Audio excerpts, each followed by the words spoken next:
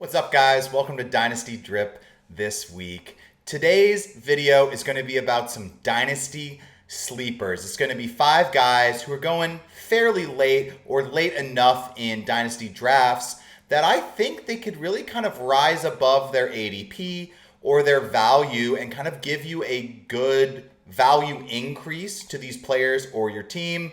So make sure to watch the video today if you're looking to learn something. Give me 30 days to make your Dynasty team better. Please hit subscribe and like the video. If you have any questions, shoot a comment below as well. But let's get today's video kicked off. We're going to start off with the guy on the cover of the video, a player who I just think is a little underrated in Dynasty Fantasy Football right now, especially with the signing of Aaron Rodgers to his team. That's going to be Pat Frymouth.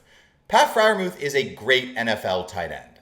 I think he's been a decent fantasy tight end, nothing too crazy, but he really hasn't ever had too much quality quarterback production, I would say, from his team. You know, a lot of Kenny Pickett, Mason Rudolph, Russell Wilson. Now, even though this is going to be the ghost of Aaron Rodgers, I do think Pat Frymouth basically slots in as the number 2 pass catcher on that team behind DK Metcalf, which is something that excites me enough for kind of where Pat Frymouth is going right now in Dynasty drafts. I'm going to pull up his ADP here from Dynasty Data Lab. Currently going around the 13-11, which is just very good value for a guy who has finished as a tight end 1 multiple times, especially if you're doing points per game scoring. And to me, if he slots in as the number 2 pass catcher there for the Steelers, I really think he has a chance to just be a tight end 1 again in Dynasty Fantasy Football this year. And he is not going there. He's going as, you know, basically tight end 20 or so in that range.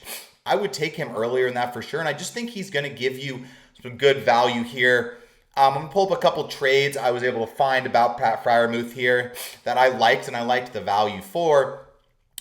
Pat Frymouth and Darnell Mooney, all I had to do is give away a 27-second. I like that trade if you're trying to get some playable assets onto your team. I like Pat Frymouth, like we just talked about, and I have discussed Darnell Mooney as well if you're looking for a guy to maybe plug into your wide receiver 3 role or your flex role. And then the next one, let's just keep it simple. Pat Frymouth, 25 third.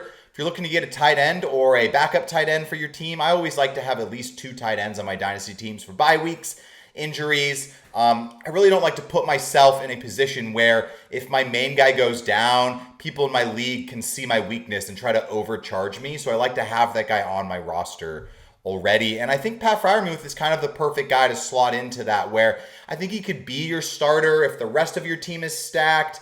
I would prefer to have someone higher than him. So, you know, if you trade a 25 third to get a backup tight end on your Dynasty team, I don't really think you're going to regret making that move. So next one we're going to talk about is a quarterback. And same thing to Pat Frymouth. You know, a couple injuries I think have really derailed this guy's value. And I'm not saying he should be a top 12 quarterback, but I think if you take the injuries out, he makes a case. It's going to be Tua, man. I think Tua is a little underrated right now in Dynasty. He's kind of going as quarterback 20 and later. Looking at his ADP here, he's going in the 9th round of Superflex drafts, which is very late. I mean, I don't know if any of you guys have done Superflex drafts this offseason.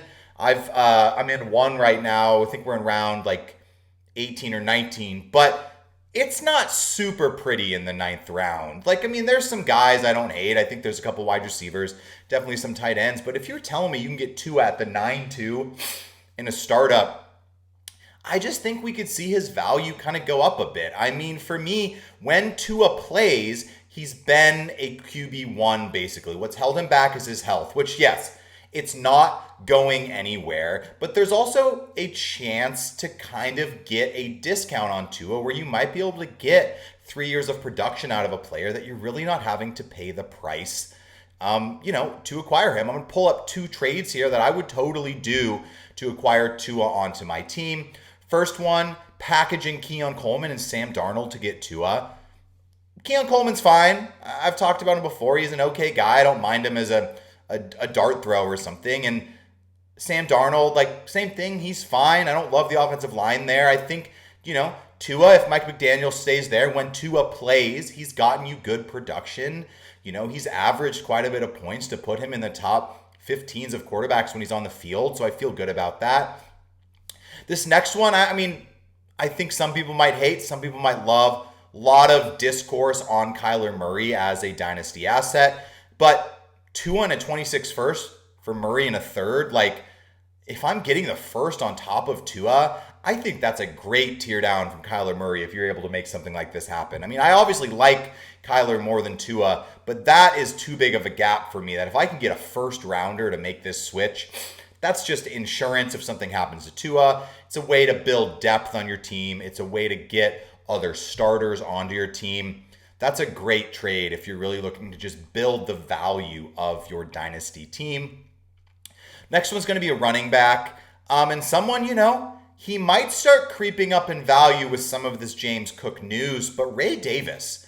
I mean, Ray Davis showed in his minimal start last year, and I say start because he basically only got the start once with Cook being out, but he put up a monster game because I think Ray Davis is a serviceable NFL running back. He's not as good as James Cook, but I feel comfortable taking him with James Cook on the team at his current ADP, which I'm going to pull up here, 15-3 in startups right now. I feel comfortable with that if James Cook sticks around, let alone the value bump you could see if James Cook ends up going somewhere else because of this whole contract dispute. Now, I'm not saying that's going to happen, but the fact that I'm okay with it even if James Cook stays lets me know this is a very good sleeper to be targeting in Dynasty right now because he's going in the 15th round. If something does happen to James Cook and James Cook moves on to a different team, Ray Davis is going to be going in like the 10th round, the 9th round. He could really see his value slingshot up. And then at that point, you're giving a new opportunity where you kind of, as a dynasty manager, can go, okay, I believe in Ray Davis. Or if you don't fully buy into him, you got this huge value, increase, and you can just move him for that new price. So I really think it's a win-win in both accounts here. I'm going to pull up two Ray Davis trades that I would totally do. First one, Ray Davis, trade away a 26th third to get Ray Davis on your team. Simple. Great trade. I was taking Ray Davis in the early third last year. So if I can move a future third to get a guy that could see value increase this year, doing it all day. Ayumanor, Tennessee wide receiver, I am a Titans fan, but I'm taking Ray Davis here all the time. I mean, I don't really love the player, to be honest. I think there's other weapons there in Tennessee I'd rather target. And I just think in this range, I would rather have Ray Davis. I think he has a better chance to see use in your lineup and to see his value increase specifically. So we have two more for the video.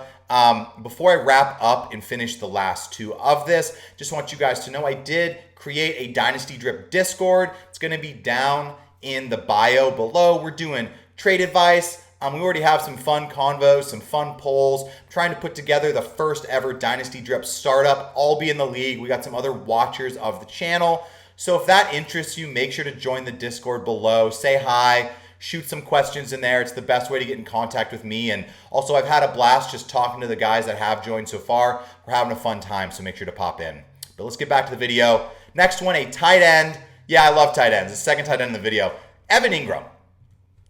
Evan Ingram has the profile of a tight end sleeper in redraft and in Dynasty. And what I mean by that is what I look for in a tight end is can they be the number one or the number two pass catcher on their own team to be a Dynasty and fantasy, maybe not elite, but a tight end one. And Evan Ingram has the chance to do so. I think Cortland Sutton's going to be the other one. We'll see if he can overpass Sutton to be that number one weapon for Denver. But even if he slots in as the two, you're just not having to pay it right now. Evan Ingram going at 12-1 in startups right now. So, it's not terrible. And I think Evan Ingram kind of has that profile where I totally get, I would pay a little more for Evan Ingram than I would for Frymouth just because of his athletic ability and kind of a little of the history. But I think they're both really good deals right now. Just because of the role that Evan Ingram could potentially find himself in Denver. And it's not really super being baked into his price yet. We're going to pull two trades up here. 25 third for Evan Ingram. And this is even in Dynasty tight end premium, according to Dynasty Data Lab here. So that's a great trade. Second one, 2 fourths and a third. Same thing. Can I move some late picks to get Evan Ingram onto my team? I would feel very comfortable doing this just to get a tight end 2 with upside onto my Dynasty roster. Maybe you have, maybe you took a shot on one of the rookies in your draft. You have Loveland or Warren. and you need a veteran that you may have to play this year if those guys take a while to develop, I think Ingram, Frymouth would be amazing targets for that specific situation for your dynasty team. And the last guy we're going to talk about is going to be a wide receiver. This is the lowest guy on the list. But if I'm taking a shot on a rookie wide receiver for the Titans, I'm taking a shot on Shamari Dyke. He was the highest drafted of their rookie wide receivers, which is why he's the guy I would take a chance on. According to ADP here, he's going in the 21st round, so you're not paying anything for this guy. I think he's a great 4th round rookie pick. I've seen him a lot of times slip to waivers after rookie drafts as well. I think that's a good time to pick him up. You know, nothing for certain here. This is a long shot, and this is the most long shot of all the players we've talked about today.